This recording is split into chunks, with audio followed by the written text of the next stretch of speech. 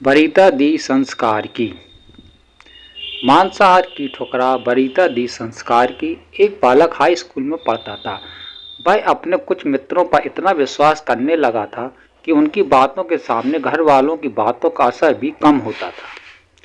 इन्हीं मित्रों ने एक दिन उसे मांसाहार का न्योता दिया, जिसे उसने अस्वीकार कर दिया क्योंकि उसका परिवार शाकाहारी था। लेकिन उसके मित्र तो उसके पीछे ही पड़ गए। मित्र उस बालक को समझाते कि मांसाहार नहीं करने से मनुष्य कमजोर हो जाता है, अंग्रेज मांसाहारी हैं इसलिए भारत पर शासन कर रहे हैं आदि। धीरे धीरे उस बालक को उनकी बातों का असर होने लगा और अंततः एक दिन उसके मित्रों ने मांसाहारी कर लिया। उसके मित्र ने शाम को एक मांसाहार ढाबे पर इकट्ठा होकर मांसाहार भोजन करने की योजना बनाई, जिसके लिए उसने हाँ कर दिया। मित्रों के दबाव में उसने हाँ तो कर दिया, किंतु उसे पश्चाताप हुआ।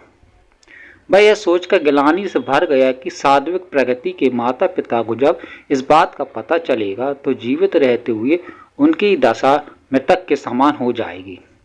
एक और मित्रों की दलीलें थीं कि मांसाहार जरूरी और दूसरी ओर माता पिता के संस्कार। बहुत सोच विचार और गंभीर मंथन के बाद वह इस निष्कर्ष पर पहुंचा कि माता पिता को धोखा देना बहुत बुरा है, क्योंकि वे जीवन दाता हैं।